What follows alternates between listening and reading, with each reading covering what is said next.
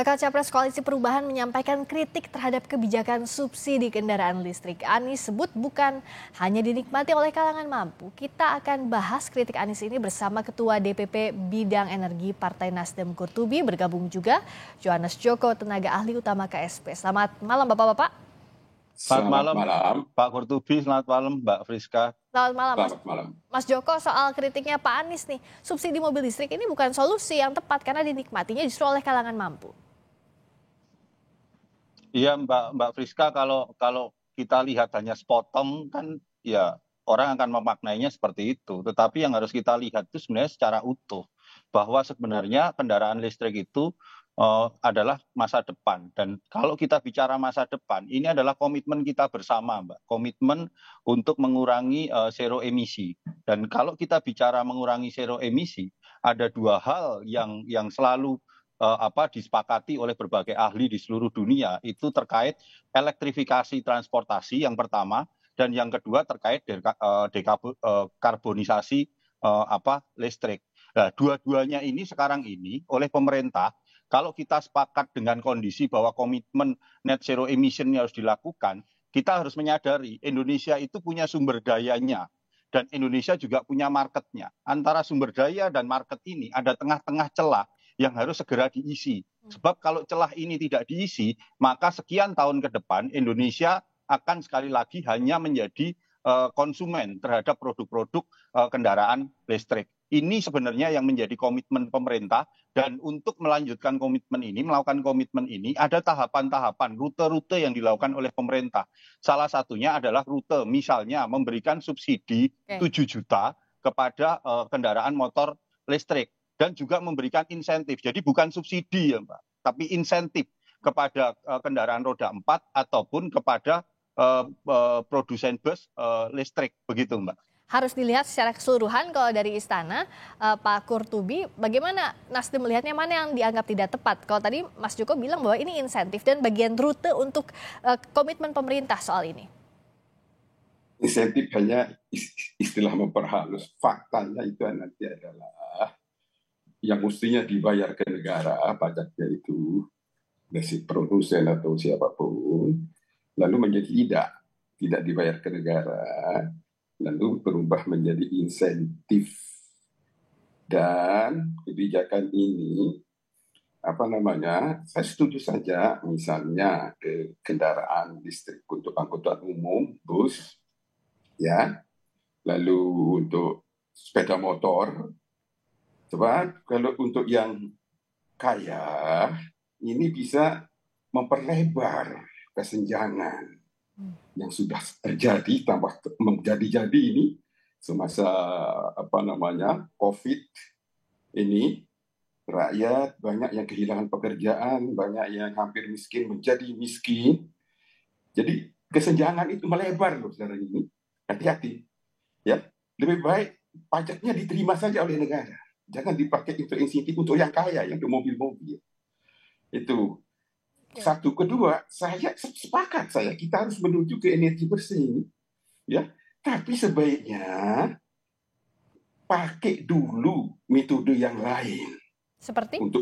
Seperti memperbanyak pembangkit listrik bersih, energi baru dan energi terbarukan.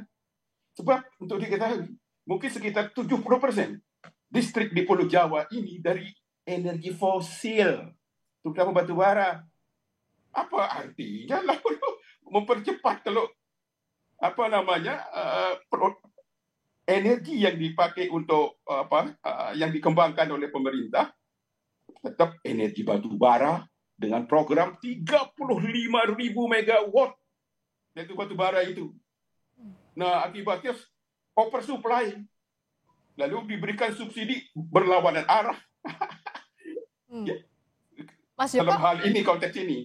Jadi tidak tepat sekarang ini. Sebaiknya konsentrasi memperbanyak produksi listrik yang bersih dari energi baru dan terbarukan, dan segera mulai membangun pembangkit listrik tenaga nuklir, sekaligus mendorong pertumbuhan ekonomi dengan energi bersih yang nyala 24 jam non-stop. Itu perlu untuk hilirisasi energi yang bersih dulu diutamakan produksinya, ya, Oke. bukan memberikan subsidi kepada kelompok mampu. Itu memperpanjang, memperbesar kesenjangan. Pak Kurtubi tadi mengkritisi soal itu, Mas Joko, apa iya dampaknya justru akan ada kesenjangan dan Enggak, Mbak. prioritasnya harusnya Jadi bukan gini, ke sana? Mbak Friska dan para pemirsa Kompas TV, yang mendapatkan subsidi itu jelas sekali. Yang pertama kali adalah motor listrik. Motor saya Ya, setuju, tapi yang ke mobil. motor listrik itu pun juga menggunakan syarat-syarat yang sangat ketat sekali, penuh kehati-hatian dalam pemberian subsidi, dan itu sangat selektif sekali. Mereka yang bisa mendapatkan subsidi untuk bisa mendapatkan motor listrik itu adalah mereka yang menerima KUR, mereka yang menerima subsidi listrik 900 volt ampere, mereka yang menerima subsidi upah. Artinya sekali lagi, subsidi motor listrik itu hanya untuk kalangan masyarakat bawah. Ini clear dan jelas sekali pesan ini. Lalu terkait dengan masalah insentif mobil, Mbak, insentif pajak mobil ini sebenarnya kita harus melihat lebih makro lagi, lebih geopolitik, geoekonomi. Karena pertarungan kita dengan negara-negara ASEAN, pertarungan kita dengan negara-negara lain, mereka memberikan insentif-insentif yang jauh lebih besar agar industri-industri mobil listrik itu berada di wilayah mereka. Kalau ini tidak kita ambil kesempatan ini, sekali lagi, insentif itu bukan berarti uangnya sudah ada, Mbak. Tidak. Kalau kita tidak memberikan kesempatan pada produsen mobil listrik untuk masuk ke Indonesia, ya kita juga tidak akan mendapatkan insentif pertambahan pajak itu. Itu, Mbak, sebenarnya yang ingin betul-betul pemerintah menegaskan. Sekali lagi, pemerintah ingin membuka peluang agar kalau nanti pada waktunya kita tidak ketinggalan. Kita tidak hanya menjadi bangsa yang menjadi market dari kendaraan-kendaraan listrik ini, tetapi kita bisa menjadi produsen kendaraan listrik yang itu sekali lagi kembali kepada anak-anak bangsa kita, membuka lapangan-lapangan kerja, di mana Bapak Presiden dengan sangat tegas sekali hari ini, beliau berupaya dengan hilirisasi dan manufacturing secara berkelanjutan. Itu, Mbak. Tadi kritiknya Pak Kurtubi juga soal insentif itu, bahasa insentif dari pemerintah ini hanya memperhalus yang pada praktiknya adalah subsidi juga begitu. Soal pajak yang tidak diterima oleh negara gimana, Mas Joko? Loh, kalau tidak diberikan insentif ya mereka juga tidak bangun, juga nggak masalah kok di Indonesia gitu. Mereka akan bangun di negara Malaysia, mereka akan bangun di Vietnam, di Singapura. Tetapi ini adalah upaya pemerintah untuk ayo kita tarik mereka dengan memberikan insentif pajak, dan dari insentif itu kita juga tidak kehilangan pajak, Mbak, karena pajaknya kita tetap dapat, tetapi hanya dikurangi. Pasti akan ada di satu sisi ada yang kita korbankan, tapi sisi lain kita mendapatkan sisi positifnya. Insentif ini diterima oleh konsumen, bukan produsen. Insentif ini itu akan diterima oleh konsumen, tetapi itu prosesnya akan panjang, Mbak. Jadi prosesnya bagaimanapun juga mereka harus produsen harus mengajukan kepada pemerintah, harus ada TKDN 40%, minimal 40%. Dengan TKDN ini pun ujung-ujungnya apa? Akan terbangun ekosistem mobil listrik, akan terbangun industri-industri turunan lainnya. Sekali lagi, ujungnya adalah penyerapan lapangan pekerjaan. Pak Kurtubi, waktu itu sempat ada kritik juga dari Pak Anies bahwa harusnya soal transportasi umum juga dikedepankan. Ya, itu saya sepakat. Jadi transportasi umum pakai kendaraan listrik itu memang harus didorong, ya. Tapi kalau ke orang kaya, ini subsidi terbalik. Waktu rakyat menderita, let me tell you, waktu pemerintah memutuskan membangun 35.000 megawatt tenaga PLTU batubara yang kotor, lalu listriknya dipaksa beli oleh PLN, pakai nggak pakai, harus bayar. Lalu oversupply.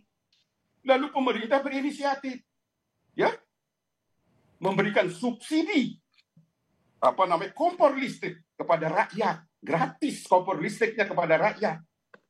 Tapi nggak taunya syarat untuk bisa kompor listrik nyala, listriknya harus di atas 1000 watt. Rakyat kita itu baru 50 watt. Ya, akhirnya gagal. Memang Anda melihatnya tidak efektif jadi Pak Kurtubi? Tidak efektif, salah itu kebijakan energi yang begini ini.